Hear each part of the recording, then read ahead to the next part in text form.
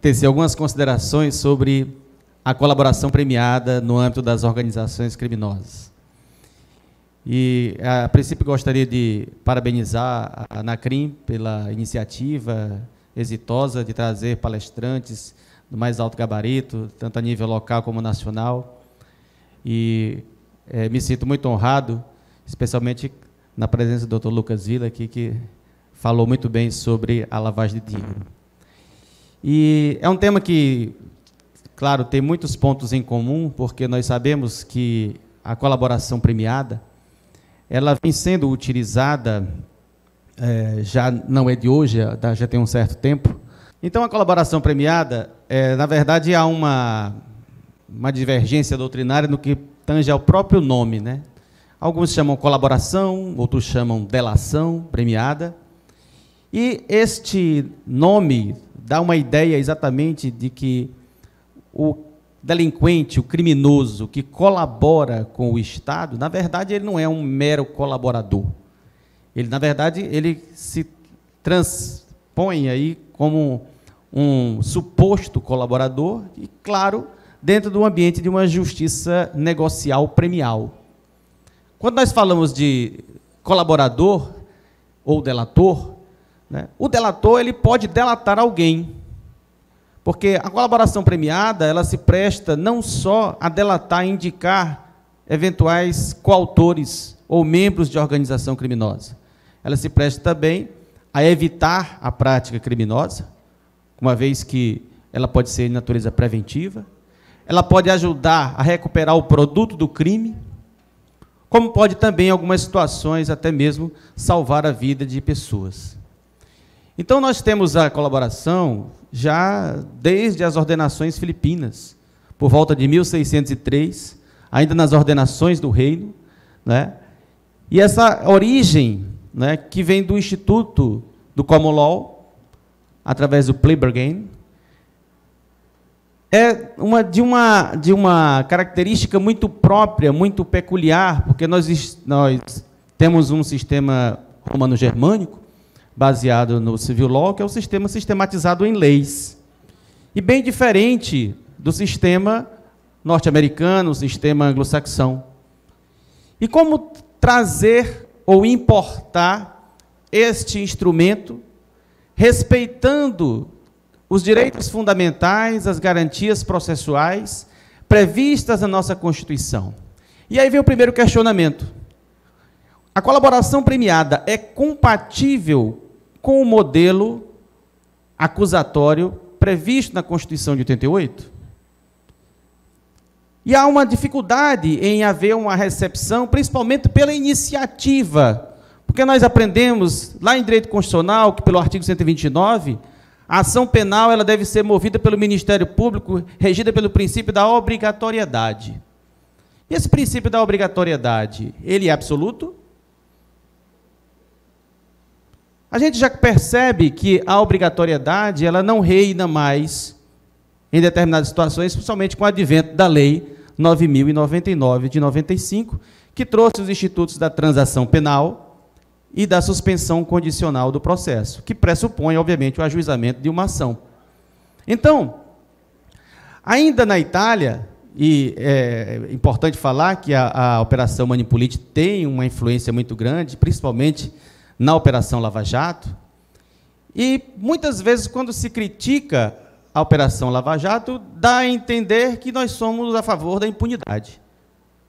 Então, você não pode criticar a Operação Lava Jato porque você é contra o combate à corrupção. E a lógica não é essa. Nós precisamos aperfeiçoar o Instituto da Colaboração Premiada. Porque nós temos uma lei, a Lei 12.850 de 2013, que ela é cheia de falhas, ela é cheia de espaços vazios que estão sendo ocupados por manifestações, claro, promovidas por membros do Ministério Público e da magistratura. E aí você tem um modelo de justiça negocial premial que é pautado especificamente por uma das partes. E a defesa, obviamente, fica em desvantagem em relação a isso, porque você vai criando um monstro, que daqui a pouco ele não tem mais como reverter o quadro diante da jurisprudência que é fixada. E a gente tem uma situação interessante, porque quem começou a estabelecer os primeiros modelos de colaboração premiada foi o próprio Supremo Tribunal Federal, em razão de alguns investigados terem prerrogativa de foro. E aí o modelo que foi desenhado foi estabelecido pelo próprio Supremo. E isso repercute naturalmente nas esferas, nas instâncias inferiores. E é preciso a gente reavaliar o modelo de colaboração ou de delação que a gente precisa, porque eu até acho que é irreversível hoje em dia não mais adotar o modelo negocial e voltarmos para o modelo acusatório comum tradicional. Será que esse modelo que é importado, ele atende aos interesses sociais, culturais estabelecidos no Brasil? Me parece que não. Então, é necessário ver um meio termo para que nós possamos entender que a colaboração premiada pode ser um instrumento útil no combate à criminalidade organizada, no combate à corrupção, mas que não pode ser estabelecido tal como no modelo norte-americano, por exemplo.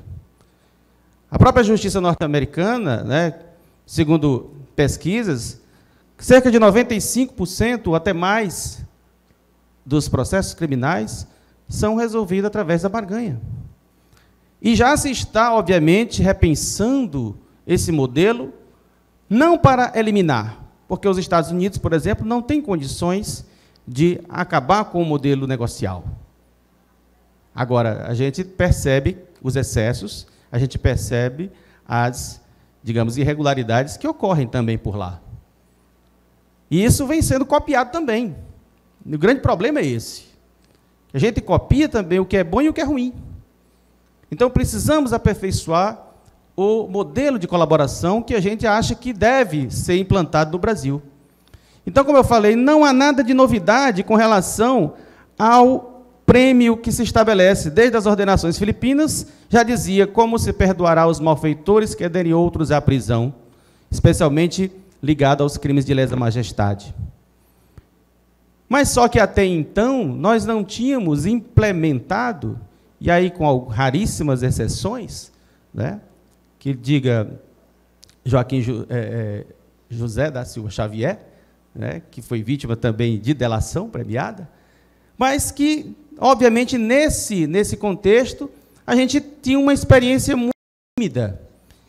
E diversas leis, a partir da Lei dos Crimes Hediondos, a partir da Lei 8.072 de 90, já vinha estabelecendo que, em caso de delatar membros da organização, da quadrilha ou bando na época, você já poderia ter uma redução de 1 a 2 terços da pena, e aí passando por várias outras leis, a lei de lavagem de dinheiro, a lei dos crimes contra o sistema financeiro nacional, os crimes que tratam também da ordem tributária, das relações de consumo.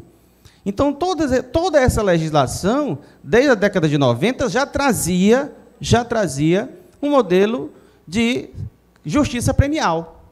Só que isso só era implementado na fase final, quando da prolação da sentença. Não havia como você chegar para o delegado de polícia, para o membro do Ministério Público e dizer: o meu cliente quer fazer uma colaboração premiada. Você não tinha um modelo estabelecido. Isso só veio acontecer após a Lei 12.850 de 2013. Então, a partir desse conceito que nós podemos estabelecer aí de colaboração premiada, estabelecido inclusive pelo próprio STJ, né, seria um ato do investigado, acusado, que, admitindo a participação no delito, fornece às autoridades informações eficazes, capazes de contribuir para a resolução do crime. Ora, é um conceito muito simplório, que não atende à verdadeira intenção do Instituto. Por quê? Quais seriam, por exemplo, os limites desta barganha? Qual é o limite do Estado em estabelecer o prêmio? Ele tem que ser regido por lei. Mas o que a gente percebe atualmente são várias situações em que há um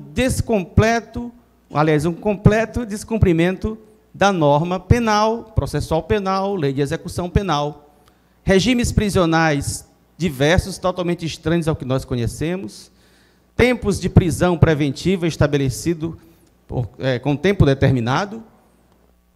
Temos situações também de revolvimento de patrimônio adquirido mesmo ilicitamente, em diversos acordos de colaboração premiada que estão disponíveis para qualquer um de vocês na internet. Vários acordos de colaboração premiados estão publicizados aí. E eles podem ser publicizados desde que haja devida homologação. O grande problema é que nós trabalhamos atualmente com aquelas especulações de acordos de colaboração que ainda estão na fase de tratativas. E há vazamentos seletivos que, obviamente, expõem e já se sabe de antemão, né, quais são os canais que isso ocorre. Isso traz, obviamente, prejuízos, principalmente aos delatados. Então, a colaboração premiada tem este conceito que não me parece não atender, né, capaz de contribuir para a resolução do crime. Será que o único instrumento que o Estado pode se utilizar atualmente, do ponto de vista da eficácia, numa visão mais utilitarista, seria a colaboração premiada? Já se percebeu que, no âmbito das organizações criminosas, prevalece a lei do silêncio. Assim como existia na Cosa Nostra da Itália,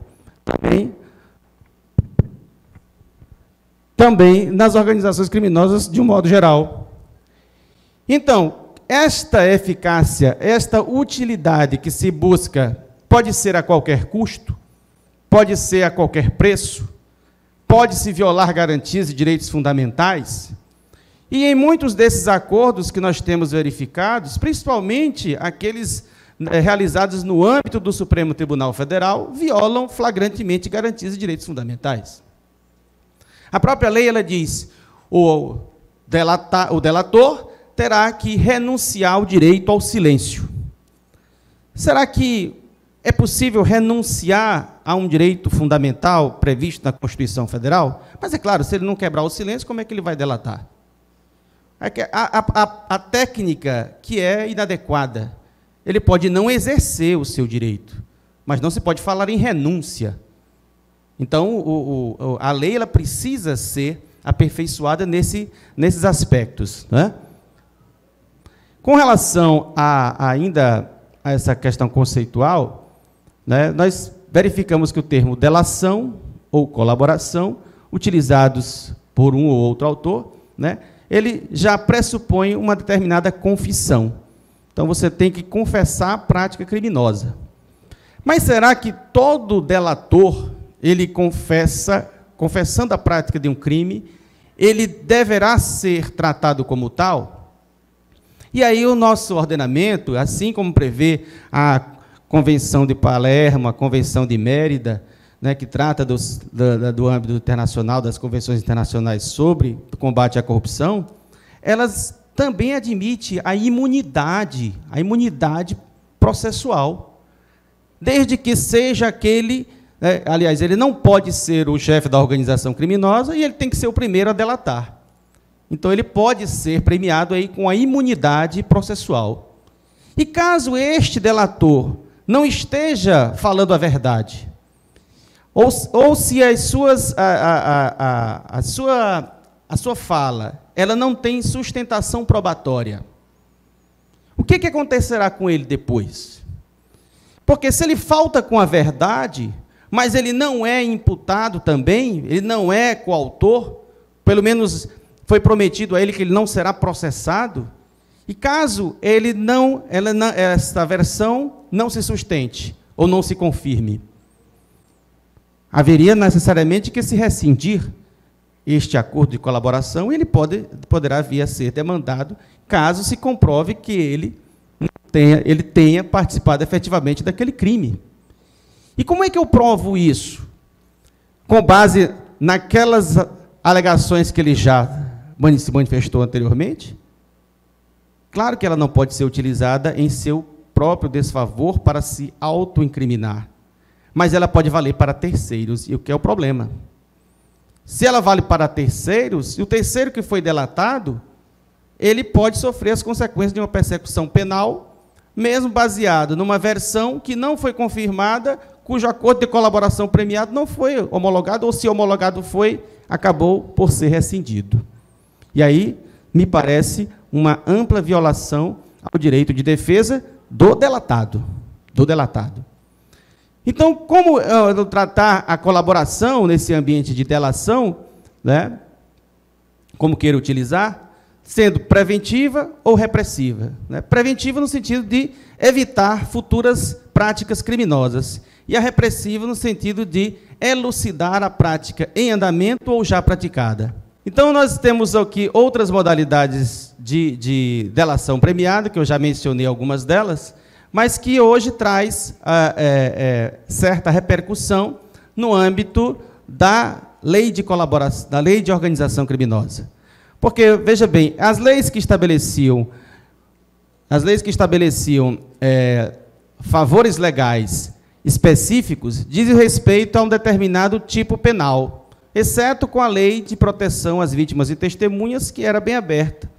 Ou seja, pode ser aplicada a qualquer tipo penal, a qualquer crime. Então, exceto essa lei, você não teria como aplicar a outro tipo penal. Mas, com a lei de organizações criminosas, é necessário que a organização esteja evidenciada. E aí você tem a classificação, né, de uma organização criminosa, que é aquela, no mínimo de 4 pessoas ou mais, que digamos que se organizam para praticar delitos de caráter transnacional, cuja pena seja maior de 4 anos. Então, tem que estar presente essa característica para você poder utilizar a Lei 12.850 de 2013. Então, ela, na verdade, veio disciplinar, mas ainda com muitos defeitos, muitas arestas que precisam ser sanadas urgentemente pelo Congresso Nacional, sob pena de termos aí um modelo de justiça negocial unilateral. Então, ainda dentro desse contexto da organização criminosa, nós já temos algumas figuras também no próprio Código Penal. Por exemplo, a figura do artigo 16 do arrependimento posterior. Né? Desde que o crime não seja praticado com violência ou grave ameaça à pessoa, a pessoa pode ter uma causa de diminuição de pena genérica. Isso, na verdade, é um prêmio para aquele que colabora com, né, o resultado da investigação. O próprio artigo 159, parágrafo 4º, que trata da extorsão mediante sequestro, né? E tantas outras situações que são ventiladas na legislação penal que podem trazer este benefício. O problema é como eu enfrento esse problema da colaboração premiada. Então, o maior dilema do advogado hoje em dia é quando o cliente dele chega e fala: eu quero fazer delação premiada. E o advogado, ele vai ter que orientar seu cliente adequadamente. E como é que ele faz isso? Primeiro, ele tem que conhecer o conjunto probatório. O que é que tem naquele inquérito, o que é que tem naquela investigação, porque pode ser um procedimento de investigação criminal no âmbito do Ministério Público, como pode ser também no inquérito policial, civil ou federal. Então, o advogado, se não tiver conhecimento, efetivamente, de todo o conjunto probatório, ele não pode concordar com qualquer tipo de negociação processual, porque até o Supremo Tribunal Federal trata a colaboração como um negócio jurídico processual, com fundamento no artigo 190 do CPC. Né? A ADI 1719 diz isso. Então, como é que eu posso orientar uma pessoa a prestar colaboração ou delatar se eu desconheço por completo as provas? E é comum você chegar numa delegacia de polícia e o delegado não te fornecer todas as evidências, todos os elementos de convicção que estão coligidos àquela investigação. E todos que militam na área criminal sabem disso. Então, após a conclusão do inquérito, é que, obviamente, essas peças serão juntadas e informadas ao Ministério Público. Sem falar nas medidas cautelares que, eventualmente, estão rondando por aí e ameaçando aquela pessoa. E quando você faz essa análise, você tem que pensar exatamente quais seriam os reflexos disso mais à frente, do ponto de vista não só processual, mas dos reflexos na vida daquela pessoa que quer delatar. Esse é o grande dilema do advogado criminalista hoje em dia, que quer acompanhar uma pessoa a fazer uma delação premiada. E essa dificuldade, ela passa por todos nós, e isso não tem uma fórmula, não tem, né, o doutor James que sabe bem disso, não existe uma fórmula, digamos, pré-estabelecida, só o caso concreto é que vai delimitar qual seria a necessidade real daquele cliente. Isso, né, infelizmente, a gente ainda não tem como mensurar, mas é preciso avançar, é preciso discutir as estratégias e aquilo que melhor interessa aos... que aquilo que vai beneficiar, de certa forma, o seu constituinte. Então, como o tempo não me permite alongar mais sobre o tema, eu acho que eu precisaria aqui de um curso para poder, né, de várias horas para poder falar ou exaurir o tema colaboração premiada, porque existem muitos questionamentos, muitos pontos que eu poderia aqui abordar, mas que, infelizmente, o tempo não me ajuda. Mas espero ter passado alguma coisa, né, se for de conhecimento, de interesse de alguém, também estou à disposição para depois tirar eventuais dúvidas. Muito obrigado.